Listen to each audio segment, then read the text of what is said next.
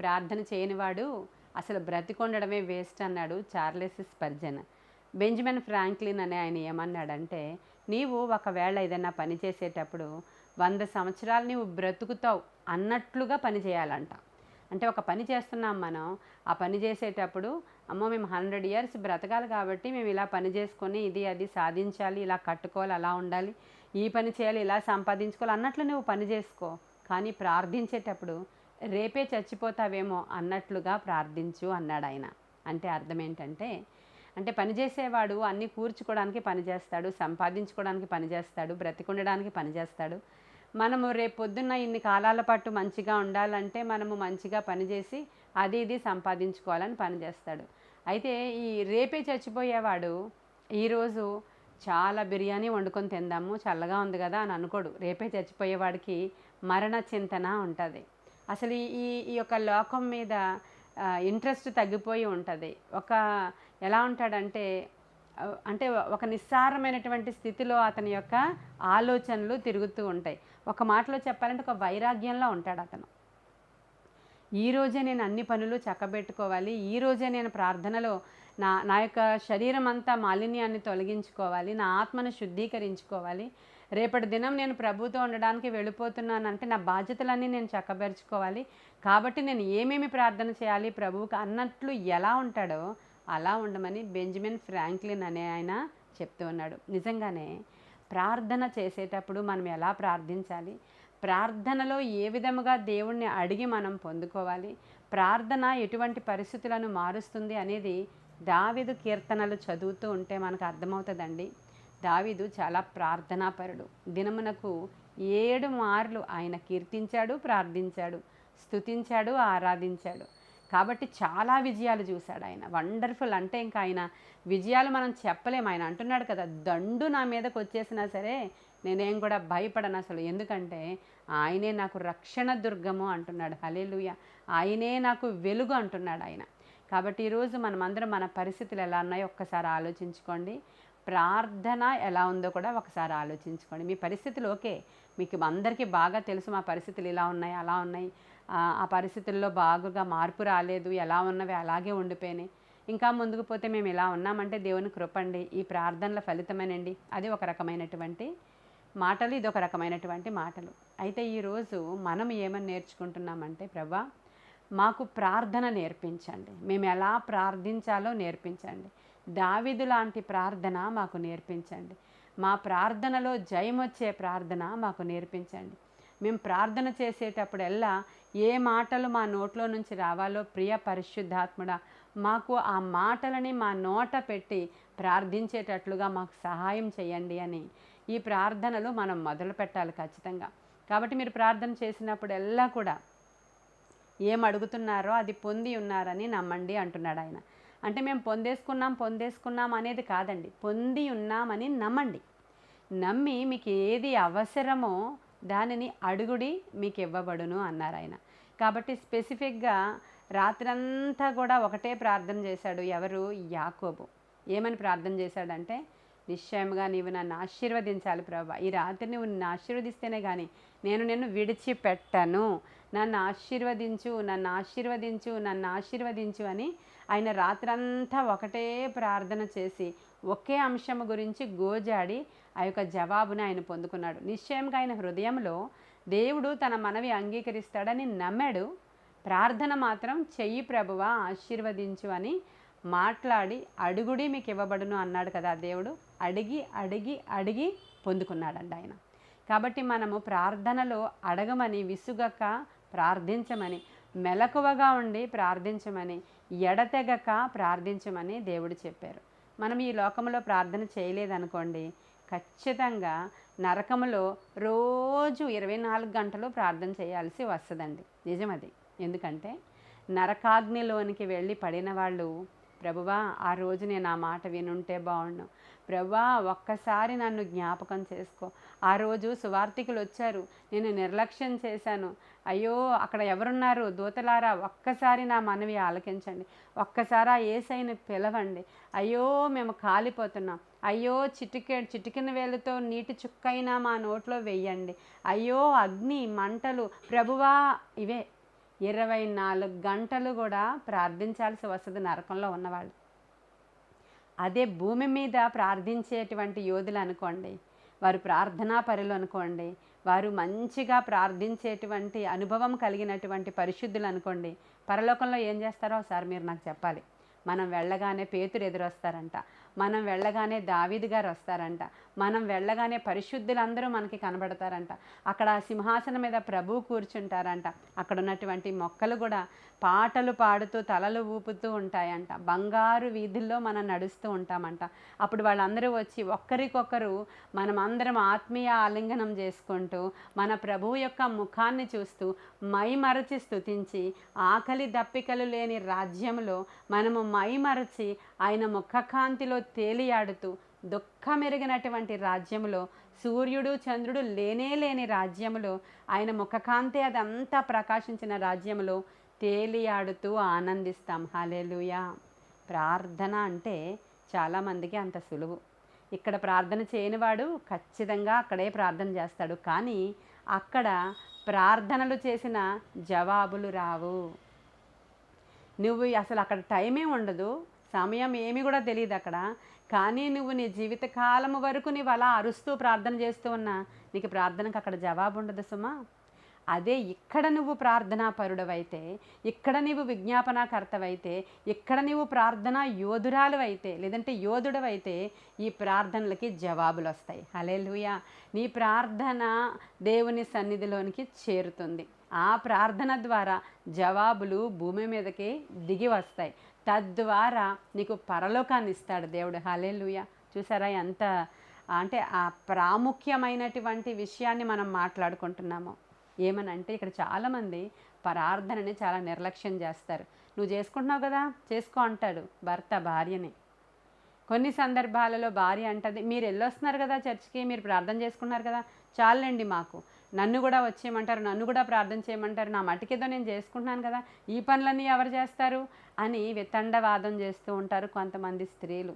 ఇంకా మీ ఇంట్లో పిల్లలు ఉంటారే, వాళ్ళు కూడా చెప్తూ ఉంటారు, మా ప్రార్థన మేము చేసుకుంటున్నాం మమ్మీ, మేము చదువుకోవాలి కదా, మాకు చాలా వర్క్ ఉంటుంది, మాకు హెవీ లోడ్ ఉంది, మాకు అస్తమాను ప్రార్థన ప్రార్థన అని అలా తినేయొద్దు మమ్మల్ని, మీరు వెళ్ళి ప్రార్థన చేసుకోండి, నాకు తెలుసు నేను బైబిల్ చదువుకున్నాను కదా అంటారు పిల్లలు. కానీ ప్రార్థన యొక్క ఇంపార్టెన్స్ ఈ 2 మాటలే మీరు జ్ఞాపకం పెట్టుకోండి. ఇక్కడ ప్రార్థన చేసిన వాడు పరలోకంలో ఎలా ఉంటాడో చెప్పాను ఇందాక నేను మీకు. ఇక్కడ ప్రార్థనను నిర్లక్ష్యం చేసిన వాళ్ళు వాళ్ళ జీవితకాలం అంతా ప్రార్థన చేస్తూనే ఉంటారు అక్కడ, కానీ ఆ ప్రార్థనకి జవాబులు రావు. అందుకనే ఇక్కడ కీర్తనాకారుడు అంటాడు, ప్రభా నీ ముఖం నాకు దాచుకోకు అంటాడండి. ఇక్కడే చూడండి మీరు 27వ అధ్యాయంలోనే 8వ వచనమా 9వ వచనం చూడండి.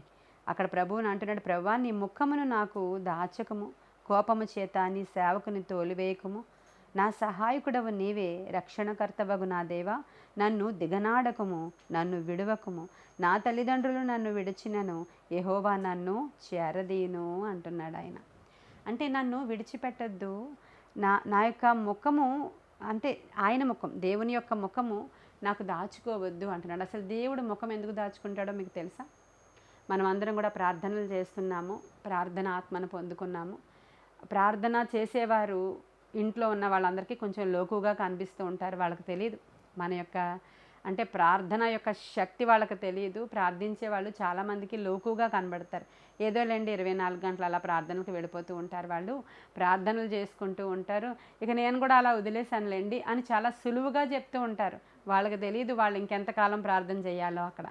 కాబట్టి ఈరోజు మనం ప్రార్థన ఇంపార్టెన్స్ తెలిసినటువంటి మనం, ఇందాకే చెప్పాను భర్త ఎలా అంటాడో, భార్య ఎలా అంటాడో, పిల్లలు ఎలా అంటారో, వాళ్లను మనము ప్రార్థనాత్మతో నింపబడిన వారుగా మనం తయారు చేయాలంటే మొదటగా ఎవరైతే మీ ఇంట్లో బాగా ప్రార్థనా పరులు ఉన్నారో, ఎవరైతే నా వర్తమానం ఈరోజు మీరు వింటున్నారో, మీరు ఎలా ప్రార్థన చేయాలో రేపటి దిన వర్తమానంలో నేను మీకు చెప్తాను. అటువంటి వారందరినీ కూడా నిర్జీవమైనటువంటి లిస్టులో ప్రభు వేస్తారు. వారందరి కొరకు ఎలా ప్రార్థన చేయాలో రేపటి దినాన్ని నేర్చుకుందాం. ఈరోజు ప్రభువు ముఖము మనకు ఎందుకు దాచుకుంటారో చెప్తాను నేను. ప్రార్థన గురించినటువంటి ప్రాముఖ్యమైనటువంటి యొక్క అంశాలను మీరు ఒక కౌన్సిలింగ్లా తీసుకోండి, లేదంటే తెలియని విషయాల్ని ప్రభు మాతో మాట్లాడుతున్నారన్నట్లు తీసుకోండి. ఈ వర్తమానాల ద్వారా మీలో ప్రార్థనా శక్తి పెరగాలనేదే నా యొక్క చాలా కాన్సన్ట్రేషన్ అంతా దాని మీద పెట్టాను నేను. నాకు మరి ముఖ్యంగా మీరందరూ ప్రార్థనా పరులుగా తయారవ్వాలి. ఇప్పుడు చాలామంది ప్రార్థన మీరు ఎప్పుడు చేసుకుంటారండి అని అడుగుతుంటారు మిమ్మల్ని. అడిగినప్పుడు మీరు చెప్తారు, మేమా అండి మా చర్చిలో ఉన్నప్పుడు ప్రార్థనలకు మేము రెగ్యులర్ వెళ్ళిపోతామండి. ఇంటి దగ్గర మీకు అందరికీ తెలిసిందే కదండి, మా పిల్లలు వాళ్ళ స్కూల్ టైమింగ్స్, కాలేజ్ టైమింగ్స్, ఈయన వీళ్ళందరూ ఉంటుంటారు కదా, నాకు ఎప్పుడెప్పుడు వీలైతే అప్పుడప్పుడు అంతా నేను ప్రార్థనలో కూర్చుంటానండి అని చెప్తుంటారు కొంతమంది. అది చాలా రాంగ్ అండి. ఎందుకంటే ఎవరైనా మిమ్మల్ని మీరు ప్రార్థన ఎలా చేసుకుంటారంటే మీరందరూ చెప్పాలి, మేము మధ్యాహ్న కాలం 12 గంటల నుంచి 3 గంటల వరకు ప్రార్థనలోనే ఉంటామండి. హల్లెలూయా! ఇది రైట్ ఆన్సర్ అనమాట. ఇంకా కొంతమందికి ఈ సమయం కాకపోవచ్చు. వాళ్ళేం చెప్తారంటే 6 గంటలకల్లా నేను అన్నీ కంప్లీట్ చేసుకుంటానండి సాయంత్రం. 6 గంటల నుంచి 9 వరకు లేదంటే 10 వరకు అలా చేసుకుంటానండి అని కొంతమంది చెప్తారు. That is also right answer. కొంతమంది చెప్తారు, మాకు ఈ డే అంతా నాకు చాలా అత్తగారు ఉంటారు, మా అమ్మగారు ఉంటారు, ఉద్యోగం ఉంటుంది, ఈ పనులు ఉంటాయి, కాబట్టి నేను వేకునే లేస్తానండి. లేచి 4 గంటల నుంచి 6 గంటల వరకు చేసుకుంటాను. అది నా ప్రార్థనా సమయం అండి. అది కూడా రైట్ ఆన్సర్. మరి కొంతమంది ఎంప్లాయీస్ ఉంటారు, మాకు తెల్లవారుజామున లేవలేకపోతున్నానండి, మరి ఇక్కడ కూడా నేను పనులు చాలా ఎక్కువగా ఉంటాయండి. వాళ్ళు ఈవినింగ్ చేసుకోండి. అందరూ పడుకున్న తర్వాత మన చర్చిలో ప్రమీల గారు ఉన్నారు, ఆవిడ చక్కగా చెప్తారు, నేను 9 గంటలకు అన్ని పనులు చక్కబెట్టి టేబుల్ అంతా సర్దేసుకుని అన్నీ చక్కబెట్టి వాళ్ళకి భోజనాలు కూడా పెట్టేశాక నేను నా ప్రార్థనా గదిలోనికి వెళ్ళిపోయి 12-1 గంట వరకు ప్రార్థిస్తాను. అది నా ప్రార్థనా సమయం. హల్లెలూయా! ఎంత బాగుంది. ఒక రోజున వాళ్ళ హస్బెండ్ గారు కూడా కంప్లైంట్ చేశారు, ఈవిడేంటి అర్ధరాత్రి వరకు ప్రార్థిస్తుంది, ఈ చర్చికి వెళ్ళిన తర్వాత ఆవిడేంటి చాలా పెద్ద పెద్దగా అరుస్తూ ప్రార్థిస్తుంది, ఆ చర్చి వాళ్ళు ఏమి నేర్పిస్తున్నారు అని అడుగుతున్నారు. వాళ్ళకి తెలియదు మిగతా వాళ్ళకి ప్రార్థన ఇంపార్టెన్స్ అంత తెలియకపోవచ్చు బహుశా, కానీ అది ఖచ్చితంగా రైట్ ప్రేయర్ అండి. కాబట్టి ఎవరైనా మిమ్మల్ని అడిగినప్పుడు మీ ప్రార్థన సమయం ఏంటండి అని అడిగినప్పుడు నాకు వీలున్నప్పుడల్లా చేస్తాను అనేది రైట్ ఆన్సర్ కాదండి. ఈరోజు మీరు చెప్పగలగాలి మీ ప్రార్థనా సమయాలు. అవునండి, నేను ఉదయాన్న ప్రార్థన చేస్తాం, మేము ప్రతి మధ్యాహ్నాన ఇలా 2-3 అవర్స్ ప్రార్థన చేస్తాం, ప్రతి సాయంత్రము ప్రార్థిస్తాం, ప్రతి రాత్రి ప్రార్థిస్తాం. ఇది రైట్ ఆన్సర్. కాబట్టి ఈరోజు చాలామంది అడుగుతున్నారు కదా, మేము ప్రార్థన ఎలా చేసుకోవాలో, ప్రార్థన మీరు ఎలా చేస్తారో మేము ఇవన్నీ నేర్చుకోవాలనుకుంటున్నాం, మమ్మల్ని కూడా జాయిన్ చేసుకోండి మీ గూగుల్ మీట్లో అంటున్నారు వాళ్ళు. నిజమే, ఖచ్చితంగా మనం ప్రార్థన ఎలా చేసుకుంటామో మీరు దేవునికి చెప్పగలగాలి, ప్రభువా ఇవిగో నా ప్రార్థనా సమయాలు. దానియేలు చెప్పాడు, నేను దినమునకు 3 టైమ్స్ చేస్తాను. దావీదు చెప్పాడు, నేను దినమునకు 7 టైమ్స్ చేస్తాను. ఇంకా భక్తులందరూ చెప్తున్నారు, పౌలు గారు చెప్తారు, నా ప్రార్థనా సమయాలు ఇవి అని చెప్తాడు ఆయన. ఎఫెఫ్రా ఇలా ప్రార్థన చేస్తాడు, పేతురు గారు అలా ప్రార్థన చేస్తారు, తరువాత పేతురు యోహాను ఉన్నారు. వాళ్ళని, అయ్యా మీరు ఎక్కడికి వెళుతున్నారంటే, సార్ మాకు ఇది ప్రార్థనా సమయం అండి, కాబట్టి మేము శృంగారం అనే దేవాలయం దగ్గరికి మేము గుడి అదిగోండి అక్కడ కనిపిస్తుంది కదా మెట్లు, అందుకే ఎక్కుతున్నాం, ఇది మా ప్రార్థనా సమయం అండి, అందుకని గుడికి వెళ్ళిపోతున్నాం అని చెప్తారు వాళ్ళు. హల్లెలూయా! మరి నీ ప్రార్థనా సమయం ఈ రోజు నుంచి ఇప్పటి వరకు మీరు ఇందాక ఫస్ట్ చెప్పినట్లు చెప్పుండొచ్చు, నాకు సమయం దొరికినప్పుడల్లా చేసేసుకుంటాను పాస్టమ్ గారు అని చెప్పుండొచ్చు. అలా చెప్పడానికి వీల్లేదు. ఈ రోజు నుంచి మీ ప్రార్థనా సమయాలు పర్టికులర్గా ఉండాలి. చూడండి, 12 గంటల నుంచి 3 గంటల వరకు అంటే మీకు ఎంతో ఫెసిలిటీ ఇచ్చారు దేవుడు, మీరు ఇంట్లోనే ఉండొచ్చు, మీరు ఇంట్లో ఉండే ఈ గూగుల్ మీట్లో పార్టిసిపేట్ చేయొచ్చు. ఇంట్లోనే కదా అని 1 గంట 1 గంటన్నర వరకు వంట చేసుకోమని చెప్పలేదు దేవుడు మీకు. కాబట్టి అది కూడా చాలా రాంగ్. అది దేవుని దగ్గర అలక్ష్యంగా ఉండడం, నిర్లక్ష్యంగా ఉండడం, దేవుని దగ్గర మనము ఆటలాడుకోవడం అన్నమాట. ఎందుకంటే ఆయన మనల్ని చూచుచున్న కన్నులు గల దేవుడు, ఆయన చూస్తూనే ఉంటాడు నిన్ను. నువ్వు నిర్లక్ష్యంగా ఉన్నావా, ఆయన కూడా నిర్లక్ష్యంగానే ఉంటారు. నువ్వు చాలా షార్ప్గా ఉన్నావా, ఆయన నీ ఎడల చాలా షార్ప్గా ఉంటారు.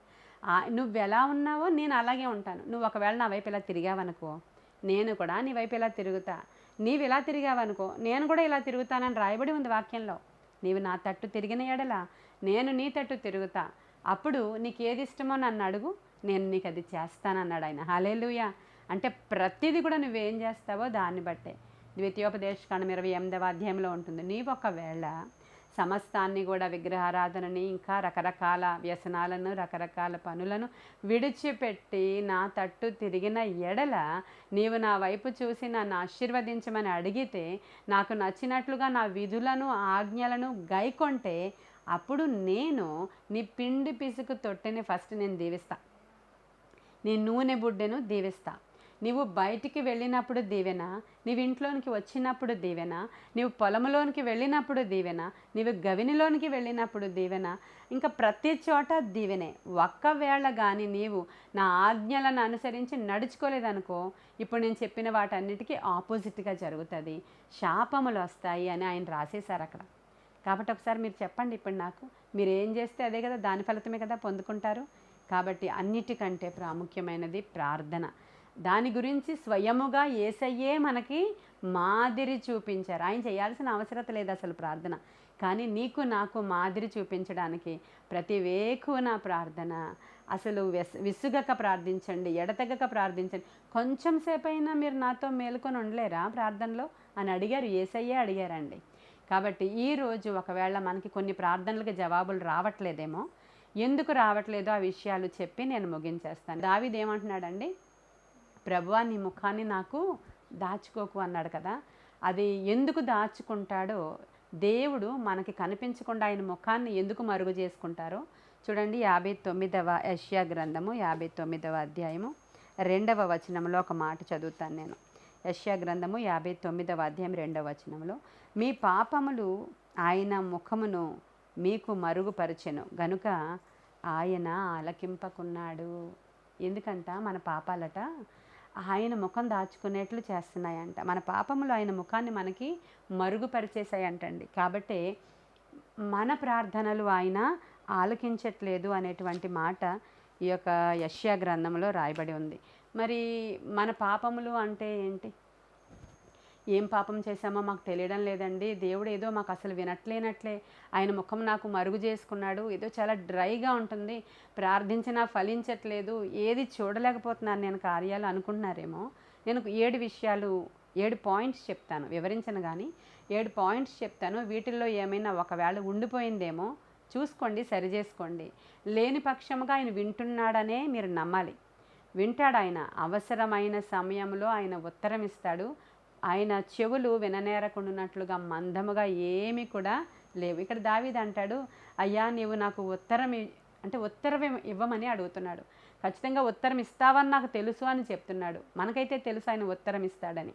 చూడండి, రాజుల గ్రంథంలో మీరు చూస్తారు, బయలుదేవత ప్రవక్తలు ఉత్తరం ఇవ్వమని కేకలు వేస్తున్నారు. అక్కడ బలిపీఠము దగ్గరికి అగ్ని పంపించడం ద్వారా నీవు జవాబు ఇవ్వాలయ్యా బయలా, ఒకసారి దిగిరా దిగిరా దిగిరా అంటే అతడు ఉత్తరం ఇవ్వలేనప్పుడు వీళ్ళు అంటున్నారు, ఓకే ఒకవేళ మా రక్తము చిందిస్తేనైనా నువ్వు వస్తావేమో, మేము కఠినంగా మా శరీరాలు మేము కోసుకుంటాము, అప్పుడైనా నువ్వు వస్తావేమో, రక్త ప్రోక్షిస్తాం మేము, బలి అర్పిస్తాం మేము, ఒకసారి దిగిరావయ్యా దిగిరావయ్యా దిగిరావయ్యా అని పిలుస్తున్నారు వాళ్ళు.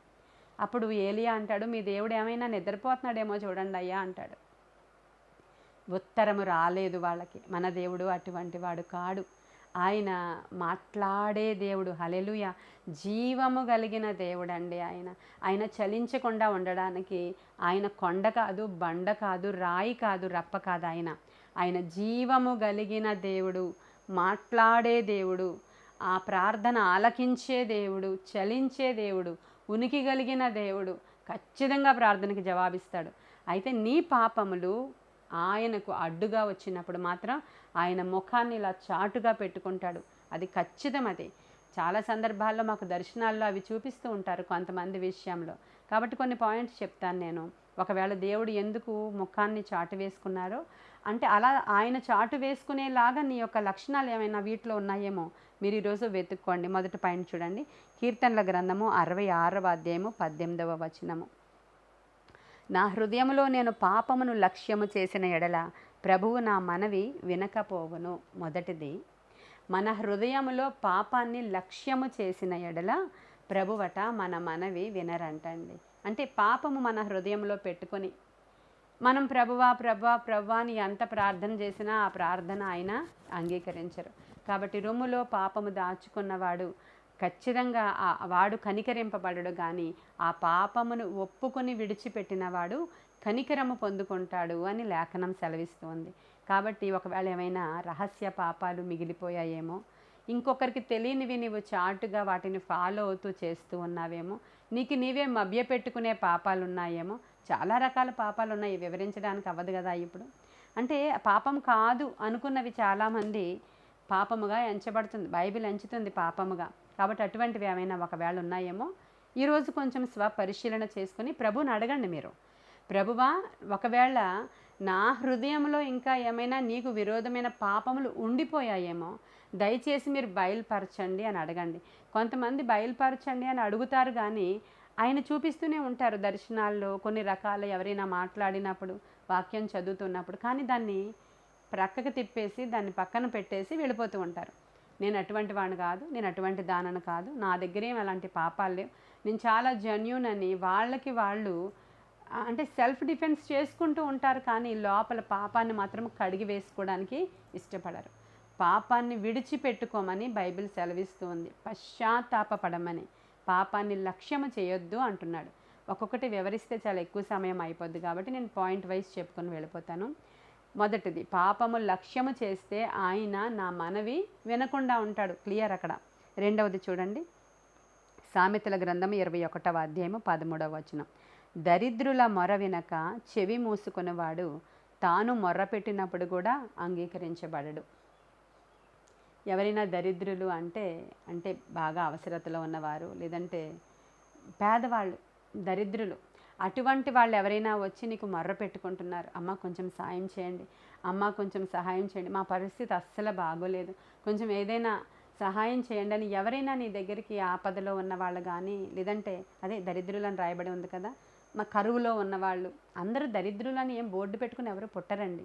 పరిస్థితుల ప్రభావము ద్వారా చాలామంది కరువులో ఖడ్గముతో ఏడవబడుతూ ఆ దీనస్థితిలో హీనస్థితిలోనికి వచ్చిన వాళ్ళు ఆ పదానికి మరి వాళ్ళని ఆ పరిస్థితుల్లో ఆ పదాన్ని ఉపయోగించాల్సి వస్తుంది. అటువంటి వాళ్ళు ఎవరైనా ఉంటే వాళ్ళు వచ్చి నీకు సహాయం అడుగుతూ ఉన్నప్పుడు, అబ్బా నాకు ఇరిటేటింగ్గా ఉంది, అస్తమానం వీళ్ళని చూస్తుంటే, వీళ్ళ ముఖాలు చూస్తుంటేనే మాకు ఇరిటేటింగ్గా ఉంది, నేను వినను బాబు, వింటే మళ్ళీ ఎక్కడైనా డైవర్ట్ అయిపోతానేమో, వెళ్ళిపోండి, నాకు చెప్పకండి, ఇంకెక్కడైనా చూసుకోండి అని చెవి నీవు మూసుకొని వినలేదనుకో, అప్పుడు నేను వాళ్ళ మొర వినను అన్నాడు ప్రభు.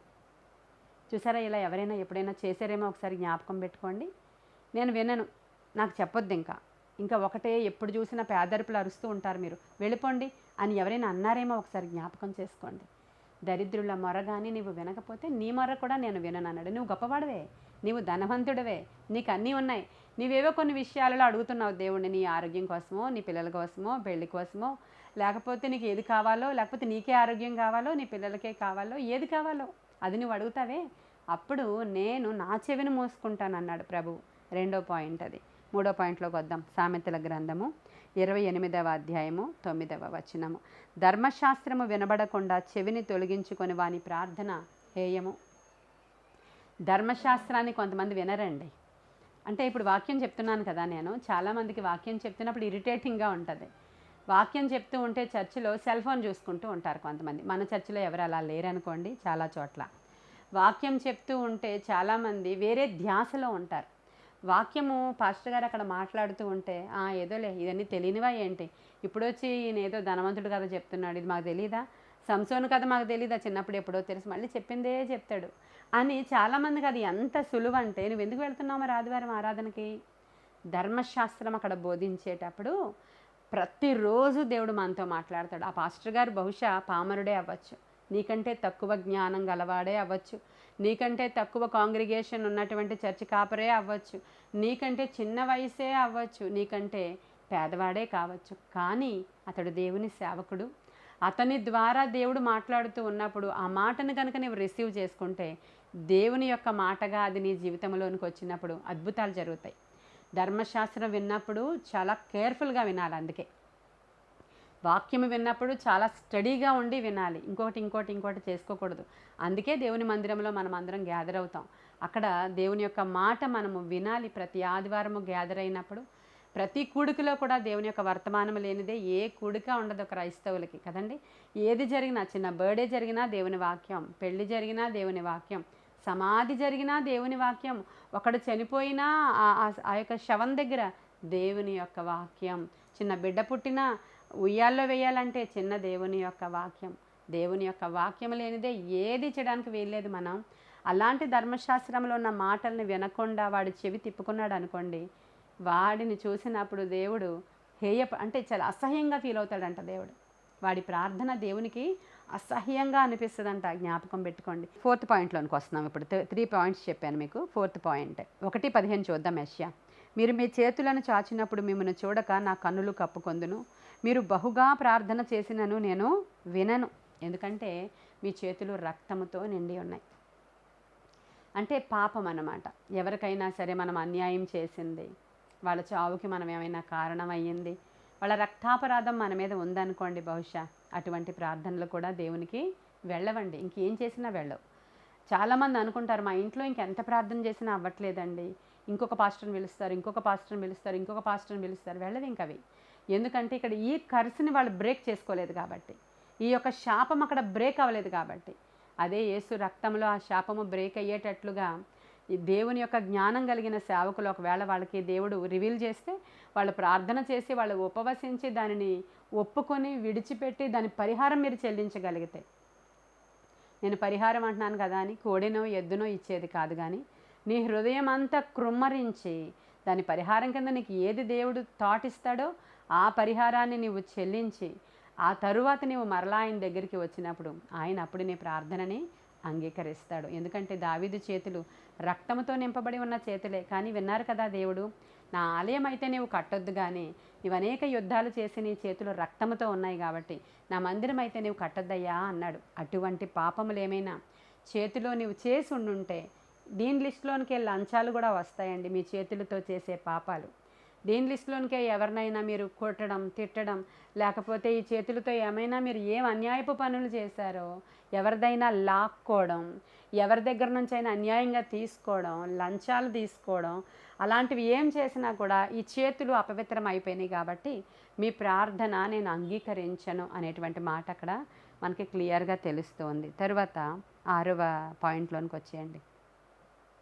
మీరు అడిగినను మీ భోగముల నిమిత్తమై వినియోగించుటకే దురుద్దేశంతో అడుగుతున్నారు కనుక మీకు మీ ప్రార్థన నేను వినను అన్నాడు. అది యాకోబు పత్రిక 4వ అధ్యాయము 3వ వచనం. మనం అడుగుతాం, దేని గురించి అడుగుతున్నారు అంటే మీరు దురుద్దేశాలతో అడుగుతున్నారంట. మీరు అడిగేవన్నీ ఎలా ఉన్నాయండి? దురుద్దేశాలు. నాకు గనుక దేవుడు ఆశీర్వాదం ఇస్తే, ఇదిగో ఈ ప్రాజెక్ట్ కానీ కంప్లీట్ అయిపోతే, ఇదిగో ఇక 4 కార్లు, ఒక పెద్ద బంగ్లా, లేకపోతే ఇంకోటి, ఇవన్నీ నేను అనుభవించాలండి. ఎప్పటి నుంచో నాకు డిజైర్స్ ఉండిపోయినాయి, జీవితం అప్పుడే సగం అయిపోయింది, ఇక్కడ నుంచి నేను ఇలా ఉండాలనుకుంటున్నాను అని ఇలాంటి దురుద్దేశాలతో మీరు అడిగారనుకోండి, భోగేచ్ఛల నిమిత్తమై, అది కూడా 7th పాయింటే, మీరు అడిగినవి మీ భోగముల నిమిత్తమై వినియోగించుటకు దురుద్దేశంతో అడుగుచున్నారు కాబట్టి మీకు ఏమీ కూడా అనుగ్రహింపబడవు అని చెప్తున్నాడు. కాబట్టి మనం దురుద్దేశాలతో అడగకూడదు ఏ ప్రార్థన అయినా. వాళ్ళు ఎదురింటి వాళ్ళు కారు కొనేసుకున్నారు కదా, మేము కూడా కారు కొనేసుకోవాలి, అది ఉద్దేశం మంచిది కాదు. నీకు అక్కడ అత్యవసరత, మా ఇంట్లో 4, 5 ఉన్నాం ప్రభా, దూరం వెళ్ళాలంటే చాలా కష్టమైపోతుంది, ఖచ్చితంగా మేము ఇదిగో ఇలా జాబ్స్ చేసుకుంటున్నాం కదా, ఇవి వచ్చినప్పుడు అవి వచ్చినప్పుడు మేము దుబారా చేయట్లేదు ప్రభా, ఇది మేము జాగ్రత్త చేసుకుంటున్నాం కాబట్టి మాకు దీనికి సరిపడా మేము ఈ కారు కొనుక్కోవాలనుకున్నాం. ఇలాంటిది మంచి ప్రార్థన. అసలు మనకి ఏమీ లేదు, ఇంట్లో మనకు గడవడం కష్టం, ఉద్యోగం కష్టంగా ఉంది, అన్నీ కష్టంగా ఉన్నాయి, ఇప్పుడు మొత్తం లోన్ పెట్టేసి కారు తీసేసుకుంటాను నేను ప్రభా అంటే, ఆ తర్వాత వచ్చేటువంటి ఆ దరిద్రతను మరలా నీవే అనుభవించాలి. అప్పుడు చాలా ఏడుస్తావు మరలా నీవు, ఎందుకు దేవుడు నాకు సాయం చేయట్లేదు, వెళ్ళిన దగ్గర నుంచి కష్టాలే అని చెప్తుంటారు చాలామంది. ఈ రోజుల్లో అన్ని లోన్ల ద్వారా ఇచ్చేస్తున్నారు కదా, ఊరికినే ముందే అప్పుల పాలైపోయి చాలామంది, అసలు నేను చెప్పలేనంతమంది ఈ రోజుల్లో వాళ్ళు అప్పు అనే ఊబిలో కూరుకుని పోయి ఉన్నారు. ఈ కార్డ్స్తో అన్నీ కొనేసుకొని చాలా భయంకరమైనటువంటి మెంటల్ టెన్షన్స్, మెంటల్ టార్చర్ అనుభవిస్తున్నారు వాళ్ళు. రకరకాల గేమ్స్ కూడా ఫోన్లో ఆడుతూ ఉన్నప్పుడే వాళ్ళకి ఆ ఫోన్లో నుంచే లోన్ వచ్చేస్తుందంట, అప్పు దొరికేస్తుందంట. అదంతా కూడా తీసుకుని యవ్వనస్తులు అయినటువంటి పిల్లలు ఇంట్లో చెప్పలేక 1-2 సార్లు చెప్తారు, 3వసారి తిడతారు తల్లిదండ్రులు. కాబట్టి ఇంకా చెప్పలేక టార్చర్ అనుభవిస్తూ సూసైడ్ అటెంప్ట్స్ చేసుకుంటూ ఇంట్లో నుంచి పారిపోతూ, దానికి కారణం ఏంటండి? వాళ్ళు ఇదంతా డబ్బులు వచ్చేస్తే నేను చాలా హైఫై అయిపోవచ్చు. భోగేచ్ఛల నిమిత్తమై వారు చేస్తున్న ప్రతిదీ కూడా అలాంటి ప్రార్థనలు నేను వినను. అందుకు వాళ్ళు అడుగుతున్నారు కాబట్టి నేను ఆ ప్రార్థనకి జవాబిచ్చి వాళ్ళకి ఆశీర్వాదం ఇవ్వను అన్నాడు ఆయన. ఇంకా లాస్ట్లో ఇందాక నేను చెప్పింది యాకోబు పత్రిక 16:7. అయితే మీరు ఏమాత్రము సందేహింపక విశ్వాసముతో అడగవలెను, సందేహించువాడు గాలి చేత రేపపడి ఎగురపడే సముద్ర తరంగాల్ని పోలి ఉంటాడు అని రాయబడి ఉంది. అంటే అర్థం ఏంటంటే మీరు ఏమాత్రం సందేహింపక ప్రార్థించాలి. ఇప్పుడు నేను ఇందాకే చెప్పాను మీకు ఫస్ట్ పాయింట్ అది. మనం ప్రార్థన చేసేటప్పుడు ప్రభువు నా ప్రార్థన ఆలకిస్తాడు, ఆయన జవాబిస్తాడు. నా ప్రేయర్ టైమింగ్స్ నేను ఇలా పెట్టుకుంటాను, నా ప్రేయర్ స్టైల్ ఇలా మార్చుకుంటాను, జరిగినా జరగకపోయినా నేను ఈ సమయాలలో ఇలాగే కూర్చొని ప్రార్థన చేస్తాను. నాకు సందేహం లేదు, నా దేవుని మీద నమ్మకం ఉంది. ఆయన చేసినను చేయకపోయినను నేను ఇలాగే ప్రార్థిస్తాను. ఆయన జరిగించినా జరిగించకపోయినా నా ప్రభువు చెప్పిన ఆజ్ఞ ఎడతెగక ప్రార్థించమన్నాడు ఆయన. నేను ప్రార్థిస్తూనే ఉంటాను, జరిగే వరకు ప్రార్థిస్తూనే ఉంటాను. ఒకానొక దినాన ఖచ్చితంగా ఆయన నాకు కార్యము చేస్తాడనే విశ్వాసం నా హృదయంలో ఉంది అని తలచి ప్రార్థన చేస్తేనట దేవుడు కార్యం చేస్తాడంట. అలా ఏమీ లేకుండా ఏదో మా పాస్టమ్మ గారు చెప్పారండి, 3 సార్లు చేయమని 7 సార్లు చేయమని చేస్తున్నాను, 4 రోజులైంది, ఏమీ రాలేదు. అదేం ప్రార్థన? సందేహంతో కూడిన ప్రార్థన. అలా సందేహంతో కూడిన ప్రార్థనకి ఆయన ముఖం మరుగుపరుచుకుంటాడు, మీకు జవాబు రాదు. కాబట్టి ఈ పాయింట్స్ అన్నీ కూడా ఈరోజు జ్ఞాపకం పెట్టుకోండి. ఇంకా చాలా ఉంటాయి, కానీ ఈ పాయింట్స్ మెయిన్గా ఆయన మనకి ప్రార్థన వినడు అనడానికి ఆయనే క్లియర్గా ఇచ్చేసినటువంటి పాయింట్స్ ఇవి. కాబట్టి ప్రార్థన చేసేవారు ఎందుకు ప్రార్థన చేస్తున్నారో తెలుసుకుని ప్రార్థించండి. నిర్లక్ష్యంగా ప్రార్థన చేయడం దయచేసి మానండి. మీ ప్రేయర్ టైమింగ్స్ ఖచ్చితంగా ఎవరైనా మిమ్మల్ని అడిగినప్పుడు నా ప్రేయర్ టైమింగ్ ఇది అని చెప్పగలగాలి మీరు. అంటేనండి ఫంక్షన్ లేకపోతే అప్పుడే చేసేదాన్నండి నేను. మాకు అప్పుడప్పుడు ఫంక్షన్లు చాలా ఎక్కువ అండి, అందుకని ఆ టైం పెట్టుకోలేదండి అని ఒకరు చెప్తారు నాకు. అంటేనండి పొద్దున్నే మాకు నీళ్ళు ఇస్తాడండి ఆ టైంలో, అందుకని నేను నీళ్ళు పట్టుకోవాలి కదండి, మరి నీళ్ళు లేకపోతే ఎలాగా? నా ప్రేయర్ టైమే నాకు అది కాదండి. మరి చూడండి, ఇవన్నీ సహజంగా క్యాజువల్గా మీరు చెప్తున్నారు. దేవుడు కూడా ఇలాగే చెప్తే మీకు, అమ్మ నువ్వు ప్రార్థన చేసినప్పుడు నేను దక్షిణాఫ్రికా వెళ్ళాను, అందుకే వినలేదు. ఏమైంది? మీ అబ్బాయికి అలా అయిపోయిందా, సీరియస్ అయిపోయిందా అంటే ఏం చేస్తారండి? ఒక్కసారి ఆలోచించండి. నువ్వు ఏది విత్తుతావో అదే కోస్తావట. ఆకాశమందు ఆశ్చర్యుడగువాడు అపహాస్యం చేస్తాడంట, నీవు దేవుడిని అపహాస్యం చేస్తే. ప్రార్థన మామూలు విషయాలు కావండి ఇవి. కాబట్టి ఇప్పటికైనా సరే ఈ ప్రార్థన ఆలకించిన వారు మీ ప్రార్థనా శక్తిని పొందుకోవాలని, ప్రార్థనా బలమును పొందుకోవాలని, ప్రార్థనని నిర్లక్ష్యం చేయకూడదని, భూమి మీద నువ్వు ప్రార్థన చేస్తే పరలోకము నీకు ఆహ్వానం పలుకుతుంది, పరలోకము నీ వంగి సంతోషిస్తుంది, భూమి మీద అన్నీ కూడా నీవు అనుభవిస్తావు, పొందుకుంటావు, ప్రార్థనకి జవాబులు వస్తాయి, తరతరాలకి నీవు ఆశీర్వాదంగా మిగిలిపోతావు. అదే భూమి మీద ప్రార్థన చేయని వాడు ఇందాక నరకాగ్నిలో ఎలా ఉంటాడో చెప్పాను కదా, ఇది సత్యం. కాబట్టి ఈరోజు ప్రార్థనను ఎలా చేయాలో మీరు మరొకసారి నేర్చుకున్నారని, మరి భయంతో వణుకుతో కూడిన భక్తి మీరు చేస్తారని, ఇంకా కొన్ని సందేహాలు ఉంటాయి మనకి ఈ యొక్క 7వ నెలలో. ప్రతిరోజు కూడా ఎవరికైనా ఏదైనా సందేహం కలిగితే మెసేజ్లో కూడా పెట్టండి, నాకు దీని గురించి వివరించండి అని పెట్టండి. ప్రభువు నాకు గైడ్ చేస్తే తప్పకుండా ఆ ప్రశ్నలకి జవాబులు ఇలా నేను ప్రశ్న జవాబు అన్నట్లు చెప్పను, వర్తమానము ద్వారానే మీకు క్లియర్ చేయడానికి నేను ప్రయత్నం చేస్తాను. ఈ కొన్ని మాటలు దేవుడు మన వెనుకడిలో దీవించునుగాక. ఆమేన్. ప్రార్థన చేసుకుందాం. మహాపరిశుద్ధుడైన తండ్రి, మహోన్నతుడైన దేవా, నీకు వందనాలు. సర్వాధికారి, సర్వాంతర్యామి, నీకు వందనాలు ప్రవ్వా. నాయన 7వ నెల విడుదల నెల అని మేము నమ్ముచున్నాము దేవా. మేము ప్రతి సంవత్సరం చేస్తున్న ప్రార్థనలలాగే ఈ సంవత్సరం కూడా మరలా మేము ఈ 3వ దినాన నాయన ప్రార్థన యొక్క పవర్ని గుర్తెరిగి ప్రార్థన చేస్తూ ఉండగా అద్భుతాలు జరిగించమని అడుగుచున్నాను. ఏ గృహాలలోనికి నా స్వరము వెళుతుందో ఆ గృహాలలో విడుదలలు కలుగునగాక. ఏ గృహాలలో ఈ ప్రార్థన అయా నా తండ్రి అంశము యొక్క విలువలు మేము తెలుసుకుంటున్నామో ఆ గృహాలలో ప్రార్థనాపరులు లేచిదురుగాక నాయన, విజ్ఞాపనాకర్తలు లేచిదురుగాక, ఆత్మకార్యాలు జరుగునుగాక, బంధకాలు తెగిపోవునుగాక, అడ్డుగోడలు విడిపోవునుగాక, అడ్డుగోడలు కూలిపోవునుగాక, ఆటంకాలు లయమవునుగాక నాయన, దుష్టుడు ఆ గృహాలను విడిచి పారిపోవునుగాక. దేవా, ప్రార్థనలేమి భక్తిహీనత ఆ యొక్క గృహాలలో కొట్టివేయబడునుగాక. ఆత్మకార్యాలు జరిగించి మీరే మహిమ ఘనత ప్రభావాలు పొందుకోమని నజరేయుడైన యేసయ్య నామంలో నాయన వినుచున్న వారందరికీ క్షేమాభివృద్ధి కలగడానికి అవసరమైన కృప దయచేయమని యేసయ్య నామంలో అడిగి వేడుకొని పొందుకొని ఉన్నాము మా ప్రియ పరలోకపు మా తండ్రి. Amen, amen, amen. God bless you.